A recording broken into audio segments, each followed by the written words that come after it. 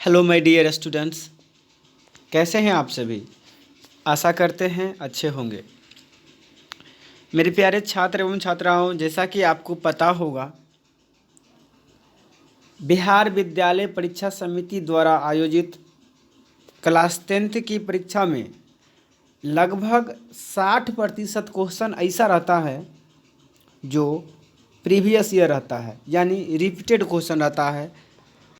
वह किसी न किसी वर्ष पूछा गया रहता है। इस दृष्टिकोण से प्रीवियस ईयर क्वेश्चन बहुत इम्पोर्टेंट हो जाता है।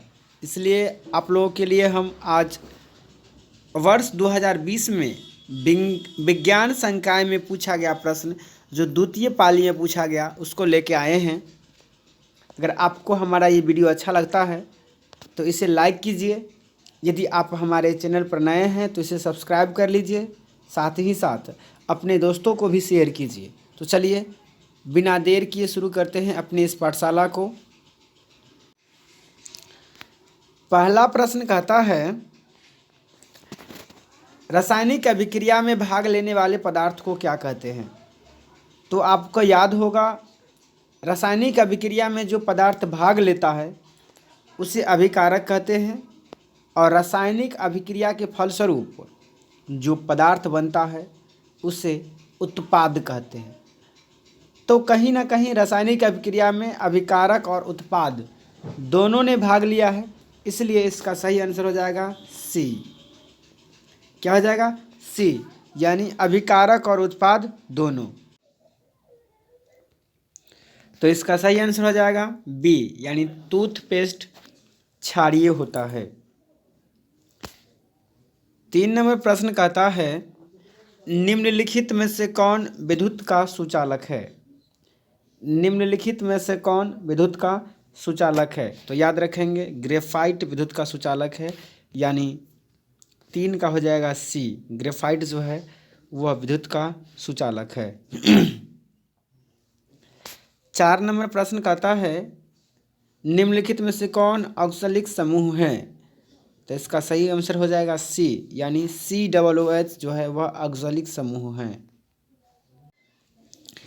5 नंबर प्रश्न कहता है, आमीटर से निम्नलिखित में किसे मापा जाता है।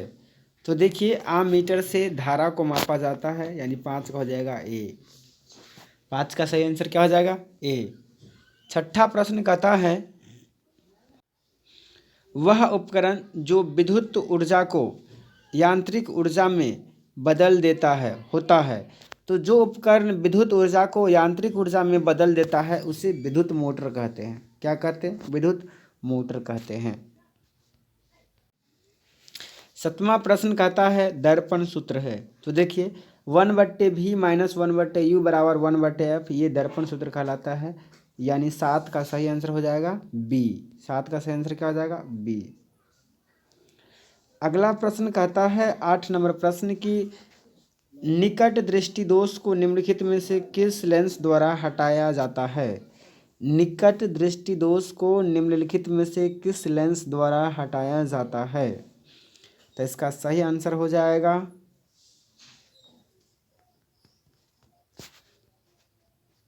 अवतल लेंस द्वारा। किसके द्वारा? अवतल लेंस द्वारा, यानी 8 का सही आंसर हो जाएगा बी। 9 नंबर प्रश्न कहता है कि पौधे में जनन अंग कहाँ पाया जाता है। पौधे में जनन अंग कहाँ पाया जाता है। तो याद रखेंगे, पौधे का जो जनन अंग होता है वह पुष्प में पाया जाता है, यानी 9 का सही आंसर हो जाएगा सी। 10वां प्रश्न कहता है कि मेंडल ने अपने आनुवंशिकी प्रयोग हेतु किस पौधा का प्रयोग किया था। तो मेंडल ने आनुवंशिकी प्रयोग हेतु मटर के पौधे का प्रयोग किया था, यानी 10 का सही आंसर हो जाएगा सी। 11 नंबर प्रश्न कहता है,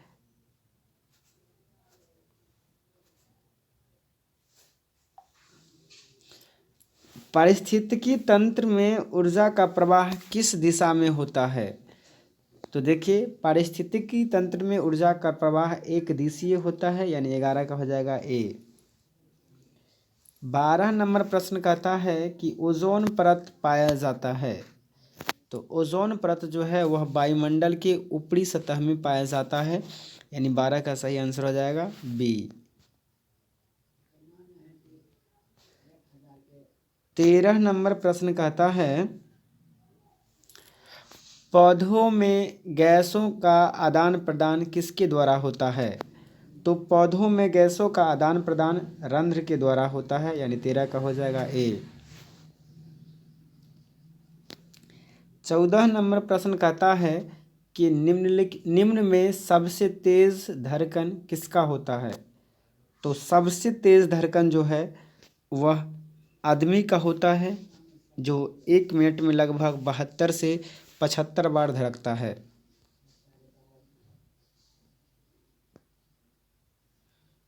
15 नंबर प्रश्न कहता है सजीव जीवधारियों द्वारा किस प्रकार की नाइट्रोजनी पदार्थ का उत्सर्जन होता है। तो देखिए, सजीव जीवधारियों द्वारा अमोनिया का भी उत्सर्जन होता है, यूरिक अम्ल का भी उत्सर्जन होता है और यूरिया का भी उत्सर्जन होता है। तो 15 का सही आंसर हो जाएगा डी, यानी इनमें से सभी। क्या हो जाएगा, इनमें से सभी। 16 नंबर प्रश्न कहता है तंत्रिका तंत्र की रचनात्मक एवं क्रियात्मक इकाई को क्या कहते हैं। तो तंत्रिका तंत्र की रचनात्मक एवं क्रियात्मक इकाई को न्यूरॉन कहा जाता है, यानी 16 का हो जाएगा बी। 17 नंबर प्रश्न कहता है कि निम्नलिखित में से किस धातु से सोलर बनाया जाता है। तो सोलर बनाने के लिए सिलिकॉन का प्रयोग किया जाता है, यानी 17 का हो जाएगा डी। 18 नंबर प्रश्न कहता है निम्नलिखित में कौन लवण है। तो देखिए, लवण की बात किया जाए तो ये पोटेशियम सल्फेट जो है यह लवण है, यानी 18 का हो जाएगा सी। 19 नंबर प्रश्न कहता है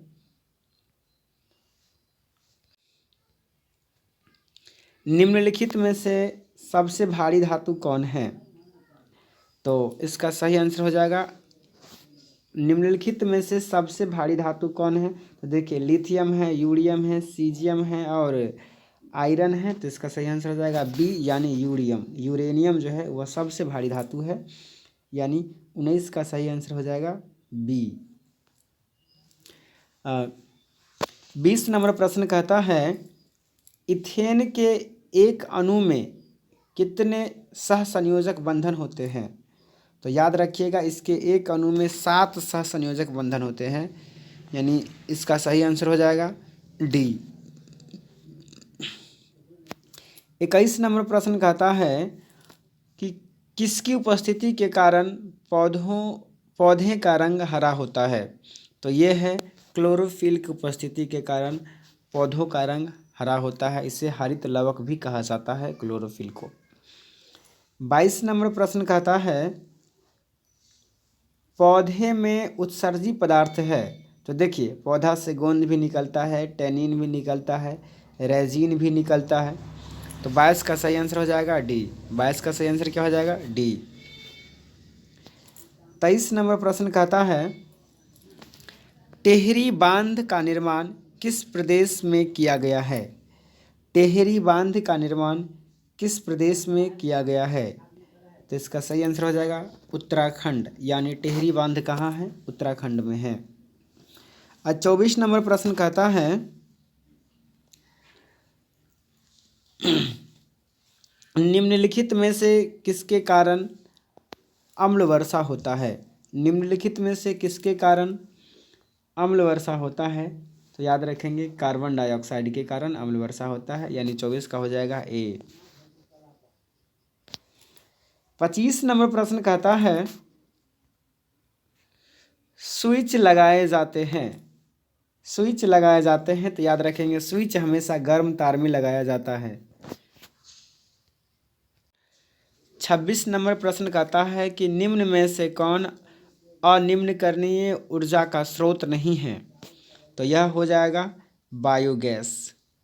बायोगैस जो है वह निम्नकरणीय ऊर्जा है, तो यह हो जाएगा बायोगैस। स्रोत नहीं है, यह अनिम्नीयकरणीय ऊर्जा का स्रोत नहीं है, निम्न। हाँ, 27 नंबर प्रश्न कहता है कि मनुष्य में विक्र निम्न में से किससे संबंधित है। तो देखिए विक्र जो है वह उत्सर्जन तंत्र से संबंधित है, यानी 27 का आंसर हो जाएगा डी।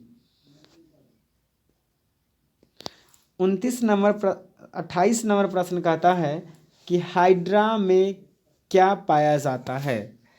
तो हाइड्रा में स्पर्शक पाया जाता है, यानी 28 का हो जाएगा डी आंसर।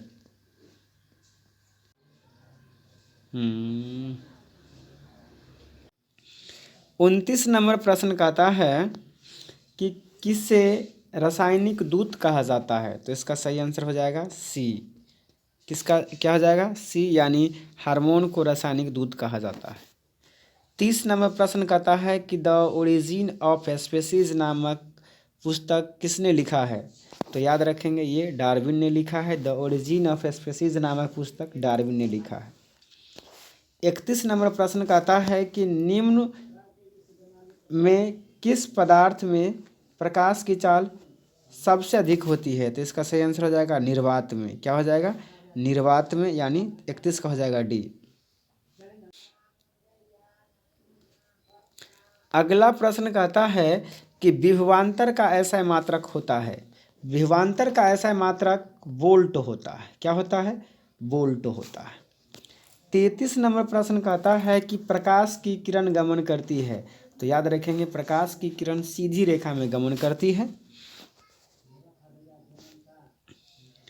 34 नंबर प्रश्न कहता है कि निम्न में से कौन लेंस की क्षमता का मात्रक है। तो याद रखेंगे लेंस की क्षमता का मात्रक डायोप्टर होता है। क्या होता है डायोप्टर होता है, यानी 34 का सही आंसर हो जाएगा सी।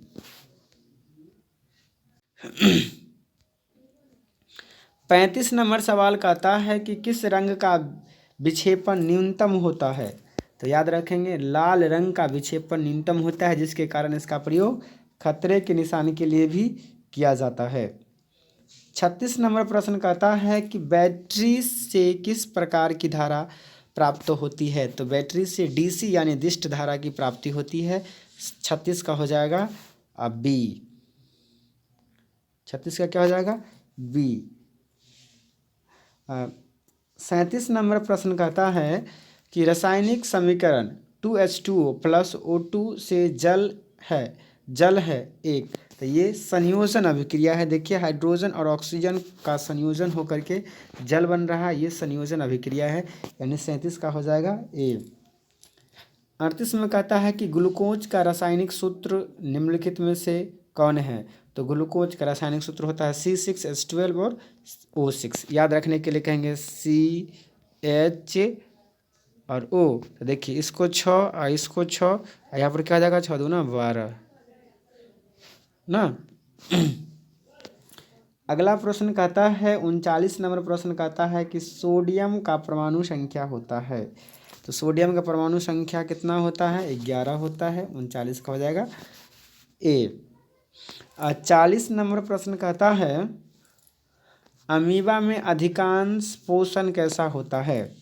तो इसका सही आंसर हो जाएगा अंतर्ग्रहण होता है, यानी 40 का हो जाएगा बी। 40 का क्या हो जाएगा बी। 41 नंबर प्रश्न कहता है आवर्त सारणी के प्रथम वर्ग के समूह होते हैं। तो आवर्त सारणी के प्रथम वर्ग के सदस्य क्षारीय धातु होते हैं। कैसे धातु होते हैं क्षारीय धातु होते हैं, यानी 41 का हो जाएगा सी। 42 नंबर प्रश्न कहता है निम्न में से कौन प्राकृतिक संसाधन नहीं है। तो याद रखेंगे प्राकृतिक संसाधन नहीं है तो कहेंगे जीवधारी प्राकृतिक संसाधन नहीं है, यानी 42 का हो जाएगा डी। 43 नंबर प्रश्न कहता है प्रकाश के परावर्तन के कितने नियम हैं। तो प्रकाश के परावर्तन के 2 नियम हैं।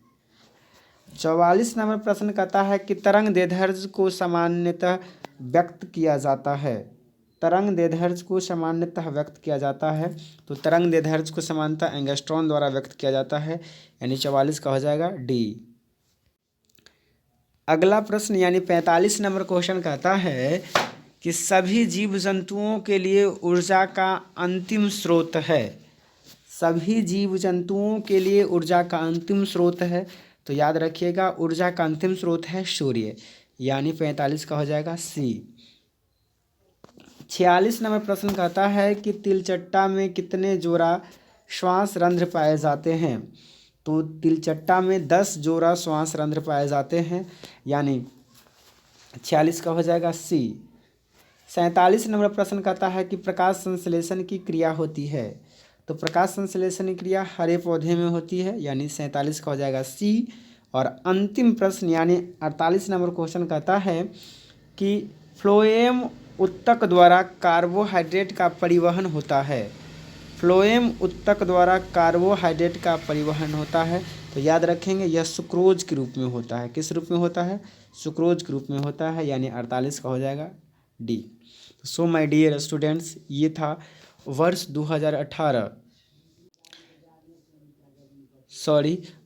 2020 में पूछे गए प्रश्न जो द्वितीय पाली में पूछा गया था। मेरे प्यारे छात्र एवं छात्राओं, प्रीवियस ईयर खास करके बिहार बोर्ड के लिए बहुत ही इम्पोर्टेंट होता है, इसलिए आप इसे कॉपी पर नोट कर लेंगे और याद कर लेंगे तो और बेटर रहेगा। और आशा करते हैं कि आपको हमारा ये वीडियो अच्छा लगा है। अगर ये वीडियो अच्छा लगा है, अगर आपके लिए ये इम्पोर्टेंट है, महत्वपूर्ण है, तो इसको लाइक कर दीजिए। साथ ही साथ अगर आप हमारे चैनल पर नए हैं तो सब्सक्राइब कर दीजिए एवं अपने दोस्तों को भी शेयर कर दीजिए, ताकि उनको भी इस वीडियो से लाभ मिल सके। आज के लिए इतना ही। जय हिंद, जय भारत।